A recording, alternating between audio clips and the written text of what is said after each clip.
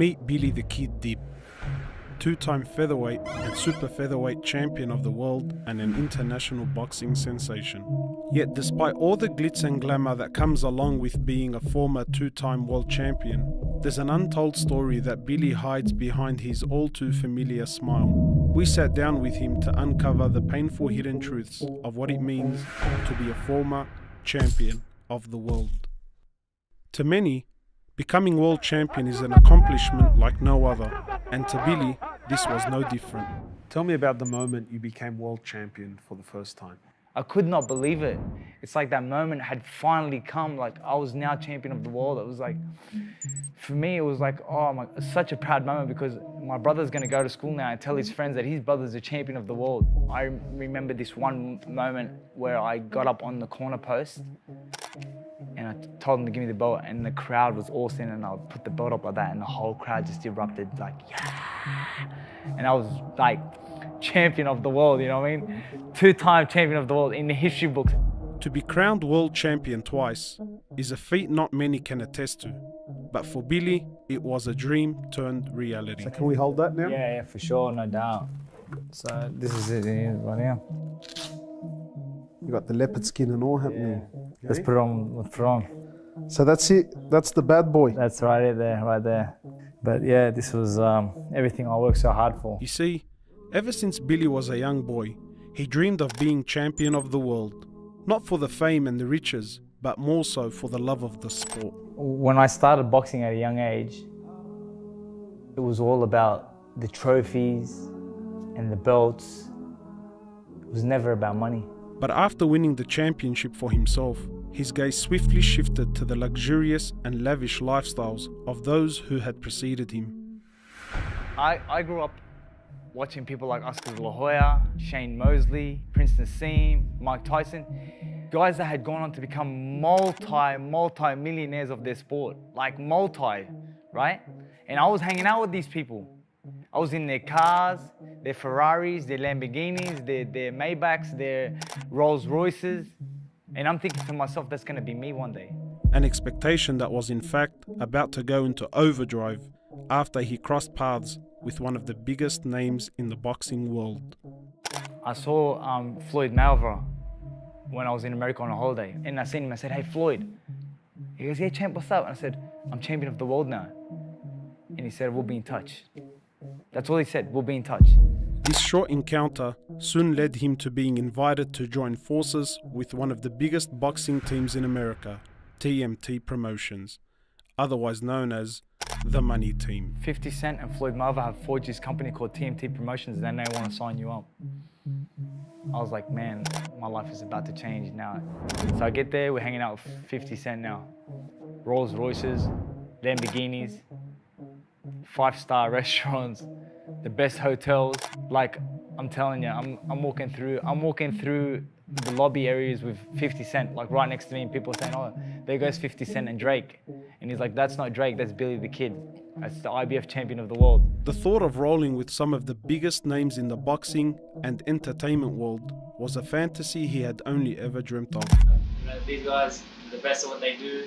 They know how to make money, and you know, I want to join the team and I want to make some money too. When I was signed to 50 Cent, the only thing that I had in my head was, I'm gonna buy a Ferrari, I'm gonna buy a Lamborghini, I'm gonna do this and I'm gonna do that. I spent the money before I even got it in my mind. Wallah. You were shopping already. Wahayat Allah. I was looking at cars like I was gonna buy them tomorrow. Yet as pretty as it all seemed from the outside, Billy soon found himself fighting his own internal moral dilemma. Being around these people was like ghadab, you know what I mean? Like being around 50 Cent and who I thought, man, this is gonna be amazing. I'm hanging around with 50 Cent, you know what I mean? Biggest rap star in the game at the moment and all that. Wallah, it became like ghadab. Things that he wanted me to be involved in, which I never took part in, you know, come to his parties, and I never took any part of that. And I think because I never took part in any of that, he didn't gravitate, or I didn't gravitate towards him because of that situation, you know? Already struggling to fit in, Billy's term with TMT was soon to fall off course, following an internal conflict, causing TMT Promotions to eventually split. To make matters worse, this was all happening right before a major world title fight Billy was preparing for. 50 Cent, he says to me, oh look, I'm not gonna be able to pay you the money that I promised you and whatever. And I'm like, he's doing this to me the day before the fight, playing with my head, you know what I mean? Like, I kind of felt like he was against me, you know what I mean? Like he was working against me. Well, the next day the fight is on. I ring up my mum on the way to the venue and I said, hey mum. She said, yeah. I said, don't watch the fight tonight. And just like that, his short-lived dream soon came to an end. But as difficult as this was for him to stomach, nothing could prepare him for the major fight he was about to face back home after receiving a call from his wife. I'll never ever forget it. I'm sitting in the lounge room and my mum is standing directly in front of me and I get this phone call from Sarah. She goes, hey, what are you doing? I said, nothing. She goes, oh, where are you? I said, I'm at home. She goes, oh, are you sitting down? I said, yeah. She goes, oh, okay, cool. I just want to let you know, I got cancer. I said, what? She goes, I've got cancer. And I was like, you're joking. And then she just burst into tears, started crying. And I was like to my mom, she's got cancer. And my mom's like, oh my God. 2 months and 10 days later, his wife sadly passed away, leaving Billy grief-stricken and at the lowest point in his life. I'm so confused. Tell me what's happened. So many voices in my head. The saddest part I remember of this whole experience was I remember her father. It's like he said to the doctor, he goes, his exact way of doing it was like, what do you mean? What do you mean? What is it, money? You guys need money? Because I have money, I could do whatever you want, you know? And they were like, sir, it's got nothing to do with money or anything. We've done everything we can for Sarah and, you know, we don't think she'll be with us much longer. And the only thing going through my mind was, what good is money now? He never expected the love of his life to be taken away so soon. Yet just as Allah gives, Allah takes away. And it was a lesson that Billy learnt the hard way. The trauma that came after that is something that I wish I could turn the clock back on, you know what I mean? Because there was so much trauma that came after that point of her death, you know, like things like that I experienced, you know, like for the first time I actually went into a grave and buried Sarah. And I was just thinking, man, how did this happen? But I know life goes on, they will leave me. Wallah, for 6 weeks straight after her death, I was a regular visitor of the cemetery, possibly 2 to 3 times a day. And I wouldn't tell anyone I was going there. I would just go there and sit there by myself.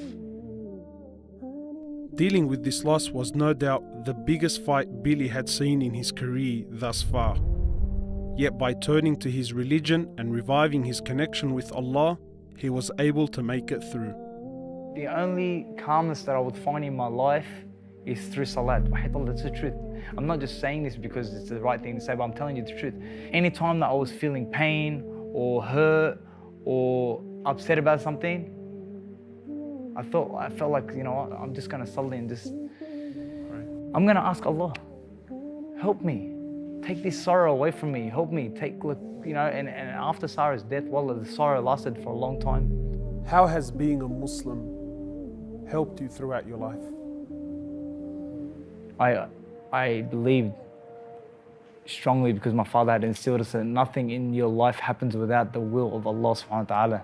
And everything that you face is a test, and any calamity that you face is just a test, and it's just about doing your best to come out better on the other side. It's a test, everything's a test. And Sarah's death was a major test for me. Losing fights was a big test for me. And I just felt like I got through them because, you know, because I remained steadfast and I stayed on my belief that, khalas, this is what Allah had willed for me. You see, all along, Billy thought being world champion would promise him a life of riches and happiness. Yet through his roller coaster of a journey, he has slowly come to realize the bitter reality. And you know what I used to say? Just this preparation for a lifetime of happiness. Because I believed that this belt was going to bring me a lifetime of happiness. And then Allah showed you. The happiness doesn't come through a title, you know what I mean? Comes from Allah. That's right. You know what I mean? As a boy, Billy used to spend his days praying to be champion of the world. Yet today, he prays for something completely different. What do you pray for now? I'll tell you what I pray for. I pray that Allah subhanahu wa ta'ala takes me while He's pleased with me. Because I know that this life is not promised. And we could be days, months, or years away from death. And I just pray that Allah subhanahu wa ta'ala keeps me steadfast and takes me only when He is pleased with me. Because this dunya means nothing. It really doesn't. You know what? You just do the best you can, inspire as much as you can, fear Allah as much as you can, and hope for Allah to take you in a time when you're ready. I ask Allah that He gives you what you ask Him for. Ameen. And more. May Allah reward you, Mohamed. Thank you for this opportunity, Billy. We all have stories to tell, and I pray that this was a story that will remind you and I of our true purpose in life.